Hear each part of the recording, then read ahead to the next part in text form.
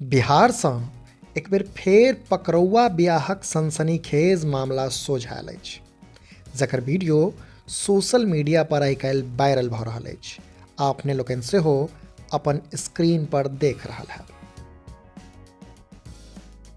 मामला पटना सिटी के अछि, जतऽ घटनाक बाद लड़काक पिता बाईपास थाना में एकर लिखित शिकायत दर्ज करौलनि अछि। पीड़ितक के पिता लड़की ओकर परिवार सहित NGO किछु महिला के आरोपी बनौलनि अछि। एहि मामला में पुलिसक कहब छै जे लड़की पूजा कुमारी के NGO किछु लोग बाहरी बेगमपुर के रहयवला गणेश कुमारक घर लऽ कऽ पहुँचल, जकरा बाद जबरन गणेशक बियाह पूजा से करा देल गेल। गणेशक पिता स्थानीय थाना में एकर शिकायत दर्ज करौलनि अछि। ओतहि पीड़ित परिवारक वकील जनौलनि अछि जे न्यायालय के आदेश के बादो पटनाक बाहरी बेगमपुर में ई घटना भेल अछि, जे कि दुर्भाग्यपूर्ण अछि।